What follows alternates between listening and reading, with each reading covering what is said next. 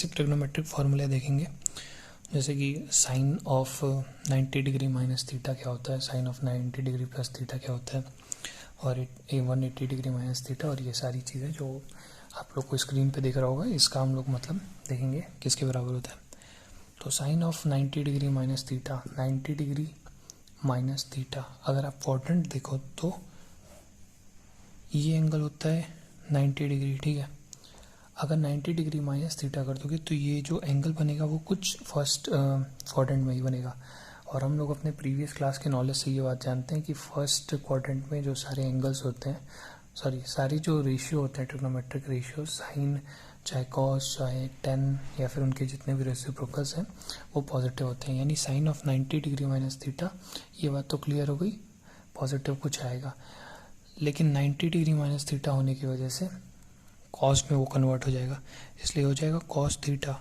इसी तरह sine of 90 degree plus theta जो होगा, 90 डिग्री ये है, उसमें थीटा और ऐड करोगे तो वो कुछ एंगल इधर बनेगा। तो अगर इधर बनेगा तो क्या होता है कि अगर सेकेंड क्वाड्रेंट में वो आ जाएगा, तो सेकेंड क्वाड्रेंट में साइन क्या होता है, सेकेंड क्वाड्रेंट में AES, अगर हम लोग बेसिक जो तरीका लगाते थे याद करने के लिए ASTC, ठीक है, तो दूसरे क्वाड्रेंट के लिए S आता था, यानी साइन दूसरे क्वाड्रेंट में पॉजिटिव होगा।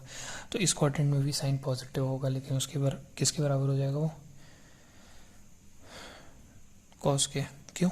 क्योंकि 90 डिग्री प्लस थीटा लिखा हुआ है, और मतलब 90 डिग्री थीटा और 90 डिग्री माइनस थीटा एक दूसरे के कॉम्प्लीमेंट होते हैं। तो अगर 90 डिग्री माइनस थीटा या फिर 90 डिग्री प्लस थीटा के साथ अगर आप डील कर रहे हो तो साइन जो होता है कॉस में कन्वर्ट हो जाता है, और कॉस जो होता है वो साइन में कन्वर्ट हो जाता है। Sine 180 degree minus theta, 180 degree angle ये है, उसमें से थीटा आप घटा रहे हो, यानी वो अभी किस क्वाड्रेंट में रहेगा, सेकेंड क्वाड्रेंट में ही रहेगा। तो सेकेंड क्वाड्रेंट में साइन तो रहता है पॉजिटिव, तो वो सिंपल साइन थीटा के बराबर ही होगा। 180 डिग्री प्लस थीटा क्या हो जाएगा, वो थर्ड क्वाड्रेंट में निकल जाएगा, थर्ड क्वाड्रेंट में लेकिन tan पॉजिटिव होता है तो इसलिए नेगेटिव के साथ आएगा वो। 360 डिग्री माइनस थीटा, यानी यहाँ कुछ फोर्थ क्वाड्रेंट में वो एंगल रहेगा। अगर फोर्थ क्वाड्रेंट में रहेगा तो फोर्थ क्वाड्रेंट में केवल कॉस पॉजिटिव होता है ASTC वाले रूल से, तो इस केस में भी माइनस साइन थीटा के बराबर होगा वो।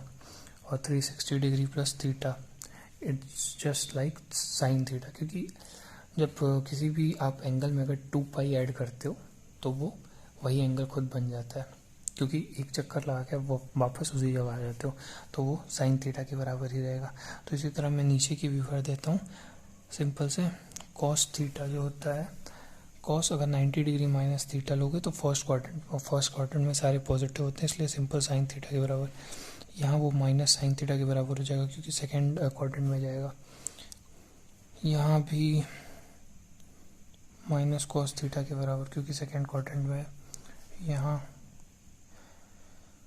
माइनस कॉस थीटा के बराबर, यहाँ कॉस थीटा के बराबर, और यहाँ भी कॉस थीटा के बराबर। 90 degree minus theta tan theta के बराबर, कॉट थीटा के बराबर, और यहाँ माइनस कॉट थीटा के बराबर, माइनस tan थीटा के बराबर, tan थीटा के बराबर, क्योंकि ये हो गया थर्ड क्वाड्रेंट। अब और थर्ड क्वाड्रेंट में जो tan होता है वो पॉजिटिव होता है, तो इसी वजह से tan theta, minus tan theta और tan थीटा। तो ये बेसिक फार्मूलेस हो गए, ये आपको याद होने चाहिए अच्छे से क्वेश्चंस लगाने के लिए।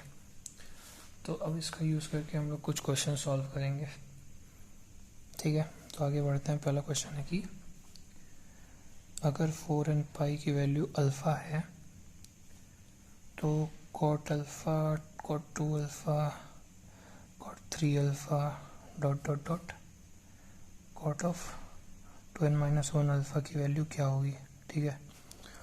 तो देखिए अगर 4n पाई की वैल्यू अगर अल्फ़ा है तो 2n पाई की वैल्यू क्या हो जाएगी, अल्फ़ा बाई 2, ठीक है।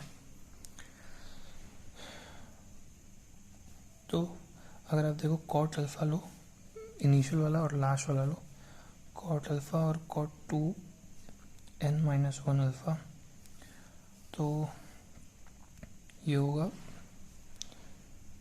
Cot 2n alpha minus cot alpha, ठीक है। और cot 2n अल्फा किसके बराबर है, सॉरी ये पाई के बराबर था, 4n अल्फा ये पाई के बराबर है, तो ये पाई बाई 2 के बराबर होगा। तो 2n अल्फा यहाँ से किसके बराबर हो जाएगा, पाई बाई 2 के, तो यहाँ पे पाई बाई 2 रख देंगे और माइनस अल्फा। तो अभी हम लोगों ने देखा पाई बाई 2 माइनस अल्फा किसके बराबर होता है, अगर 10 के केस में, कॉट के केस में वो 10 में कन्वर्ट हो जाता है और 10 के केस में वो कॉट में कन्वर्ट हो जाता है। तो ये हो जाएगा कॉट अल्फा 10 अल्फा के बराबर, क्योंकि पाई बाई 2 माइनस अल्फा है तो वो फर्स्ट क्वाड्रेंट में ही आएगा, और just because pi by 2 minus alpha है तो कॉट 10 में कन्वर्ट हो जाएगा। तो 10 में कन्वर्ट होने के बाद 10 अल्फा इंटू कॉट अल्फा वो 1 के बराबर हो जाएंगे, क्योंकि 10 अल्फा और कॉट अल्फा एक दूसरे के रेसिप्रोकल हैं। ठीक है, तो अब सबके हम लोग को जोड़े बनाने पड़ेंगे, फर्स्ट का सबसे लास्ट से, सेकंड का सेकंड लास्ट से, थर्ड का थर्ड लास्ट से। तो ऐसे कितने पेयर्स बनेंगे, n पेयर्स बनेंगे, और n पेयर्स कितने बार बनेंगे, n पेयर्स का उनका जब प्रोडक्ट करोगे आपस में तो वो 1 के बराबर आएगा, तो 1 इंटू n टाइम्स। ठीक है, तो ये चीज़ किसके बराबर हो जाएगी, ये पूरी प्रोडक्ट 1 के बराबर। तो ये रहा हमारा आंसर। फिर अगले क्वेश्चन की तरफ बढ़ते हैं, जो कि कह रहा है कि ये एक अच्छा क्वेश्चन है, साइन एक्स की value 2x plus 2 minus x, then find the real solution, find the number of real solution. ठीक है, तो अभी यहाँ भी मतलब AMGM का कॉन्सेप्ट लगा सकते हैं हम लोग। देखिए AM is always greater than GM और इक्वल टू GM, तो 2x plus 2 minus x by 2 divided by 2x into 1/2x, ये GM हो गया उसका, तो ये हो जाएगा 2x plus 2 minus x is always greater than 2, और साइन EX हमेशा क्या होगा, 1 से छोटा होगा।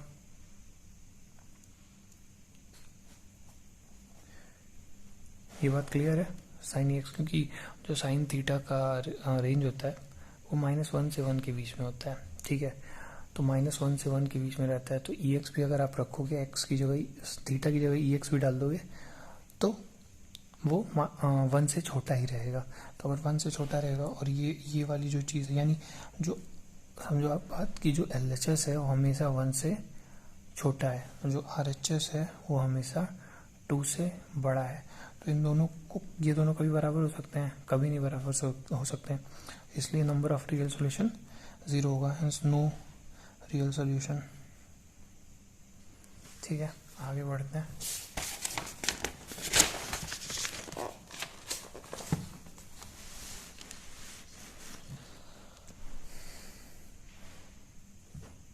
अगला क्वेश्चन कह रहा है कि E of sin x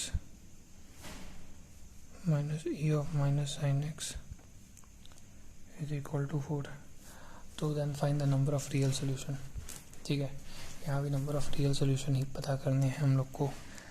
तो अगर E sin x को अगर हम लोग t मान लें, E का पावर sin x को t मान लें, तो E का पावर माइनस sin x हो जाएगा आपका 1/t, तो t minus 1/t is equal to 4, t square minus 1 is equal to 4t, तो t square minus 4t minus 1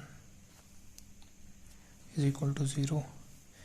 अब सीधा से लगा के इसका रूट्स पता कर सकते हैं हम लोग। 16 प्लस 4/2, 4 प्लस माइनस 20 यानी 2√5/2, यानी t2 की वैल्यू 2 प्लस माइनस √5। ठीक है, अब बात समझो आप, ये t नहीं, ये e का पावर साइन x है ना। अब e का पावर साइन x क्या हो सकता है, साइन x की वैल्यू साइन x का रेंज होता है -1 से 1। अगर -1 से 1 है तो e का पावर साइन x की वैल्यू, e का जो ग्राफ होता है ex का, वो कुछ ऐसे होता है, ये होता है 1।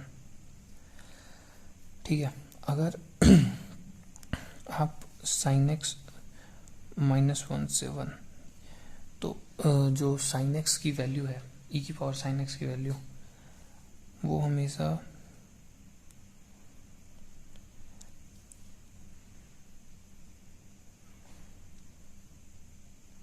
इसके बीच में रहेगी। आप बात समझ पा रहे हो क्यों? क्योंकि जब साइन एक्स की वैल्यू 1 होगी तो अब ये क्योंकि इंक्रीजिंग ग्राफ है ना, अगर फंक्शन हम लोग पढ़े होते हैं तो ये चीज़ बहुत आसानी से समझ पाते हैं कि ये एक इंक्रीजिंग ग्राफ है। तो अगर साइन एक्स की मैक्सिमम वैल्यू 1 है और मिनिमम वैल्यू अगर -1 है तो क्या होगा कि